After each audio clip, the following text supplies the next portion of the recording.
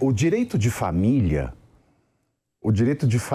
a proteção à criança, a questão da maternidade e não só a questão de parir mais servos para uma tropa, toda essa questão familiar, da preocupação em se proteger a família, isso é uma herança do cristianismo.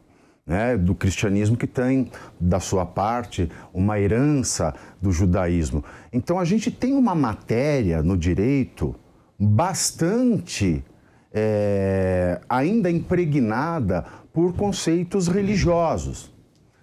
E o grande conceito de casamento, a grande função, aliás, a única função do sexo no cristianismo é a reprodução. É a procriação. Portanto, se um homem e uma mulher se unem em matrimônio, e tudo isso é uma matéria que vem da religião, né? Ninguém cria uma questão, essa regulamentação do sexo, da filiação, da fidelidade, de serem uma só carne. Isso tudo vem, né? É uma herança religiosa. Então, quando nós nos deparamos, em primeiro lugar na história, com a questão do divórcio, já foi um grande escândalo. Porque o que Deus uniu, o homem não separa. E há que se lembrar que o matrimônio, ele é um fenômeno religioso antes de ser um fenômeno jurídico. O direito, ele só passa... O casamento civil, ele nasce somente no século XX, Carla. Até Sim. todo esse tempo... Vamos pensar em história do Brasil. Até o século XX, só existia casamento religioso. Só existia casamento perante um padre. Aí, no comecinho do século XIX, surge a lei do casamento civil. Pavinato, mas quando a gente pensa em tudo isso, né, a gente tem que entender o seguinte, que a sociedade evoluiu. Exatamente. Assim, a gente não pode querer viver como vivíamos há séculos atrás. De maneira alguma. As pessoas tinham muitos filhos, inclusive filho era mão de obra, né? Uhum. Eles trabalhavam nas fazendas, você precisava ter filhos, inclusive é uma questão do progresso da família. Hoje, já não é mais visto com esse mesmo olhar, né? Porque a gente saiu do campo e nós viemos para o centro, né? A gente passou pela Revolução Industrial, a Revolução Tecnológica. Então, assim, a gente vive outro tempo. Outro tempo. E a gente não pode viver com aquela cabeça do passado. Esse é o maior problema, né? Com esses dogmas do passado, inclusive. Claro.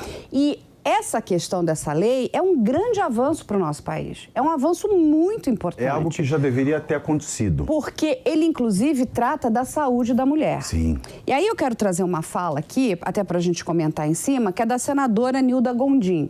Que eu acho que ela teve uma fala, assim, muito feliz e muito importante, né? Ela diz o seguinte: o uso adequado de métodos contraceptivos contribui para a prevenção dos riscos relacionados à saúde da mulher, a gravidez indesejada e principalmente, né, que ela é notada na mulher adolescente.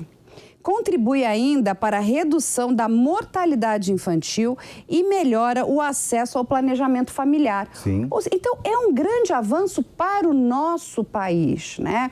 Porque a mulher hoje, ela ocupa um espaço muito importante nessa questão do planejamento familiar. A mulher precisa trabalhar, a mulher precisa estudar, não é? A gente não pode querer tratar a mulher de 2022 com olhos de 1.800. De jeito nenhum. De 1.700. Até porque... É o nosso erro. Até porque quando nós pensamos no casamento, né, como esse fenômeno religioso que foi adotado pelo direito, da forma como veio no seu fenômeno original, que é o religioso, nós temos que lembrar que naquele tempo também, ser pai dava à pessoa o chamado pátrio poder, que era um poder que você tem sobre o seu filho e sua filha. Você determina o que ele vai estudar, o que ele vai comer, o que ele vai fazer, como ele vai... Você tem pleno, poder absoluto sobre o filho. Com a Constituição de 88, a coisa começa a mudar.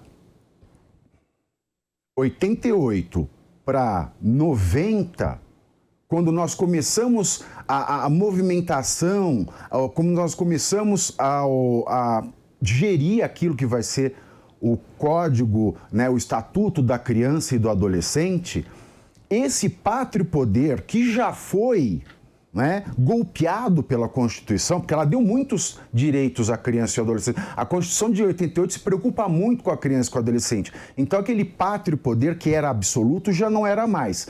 Com o Estatuto da Criança e do Adolescente, ele passou a ser um poder-dever. Eu tenho poder sobre os meus filhos, mas ele não é absoluto. Ele é relativo. Eu tenho poderes, mas eu tenho tantos poderes quanto eu tenho deveres. Então eu tenho uma mesma gama de poderes e deveres. E uma outra coisa, o Estado, ele é corresponsável pela criança. Os pais e o Estado brasileiro, eles concorrem pelo bem-estar da criança. Não tem mais essa de, eu não quero pôr meu filho na escola. Eu não quero que a minha filha vá para a mesma escola que o meu filho. Eu quero que ela vá, não estude a minha filha. Não pode. Então, o Estado, ele é o garantidor de que os direitos da criança e do adolescente vão ser cumpridos. E quando os detentores do pátrio poder não o cumprem, o Estado pune esses pais e faz com que a criança goze desse direito. E quando vem o novo Código Civil, que para minha época era novo, né? Agora já não é mais, ele já tem 20 anos, o Código Civil de 2002, ele acaba de vez com a questão do pátrio poder, aí se passa a falar em poder familiar, e o poder familiar, Carla, não é poder nenhum, ele é dever puro. Ele é dever puro, ele é dever do bem-estar, ele é o dever para o melhor interesse do menor. Então, essa evolução se dá com os filhos. Então, você vê que o pai de família, ele perde um direito absoluto na história e vira um dever absoluto do pai e da mãe, compartilhado pelo pai e a mãe. Da mesma maneira que aconteceu com a criança, com o menor, aconteceu com a mulher. A mulher, no fenômeno religioso que era o casamento, ela passava a dever obediência absoluta ao homem. E assim o fenômeno veio para o direito. Tanto que no Brasil, até 1962, a mulher casada era considerada relativamente incapaz. Ou seja, ela não era tão normal quanto um homem. Ela tinha aquilo que o direito chamava de sexus infirmitatem, a enfermidade do sexo, a enfermidade por ser mulher, e forentium rerum ignorantiam, a ignorância para as coisas civis, para as coisas forenses. Então, não era só laqueadura, a mulher tinha que pedir permissão para absolutamente tudo para o marido. A mulher quer dirigir, tem que ter autorização do marido. A mulher quer trabalhar, mesmo que seja de secretária, professora de primário, tem que pedir autorização para o marido.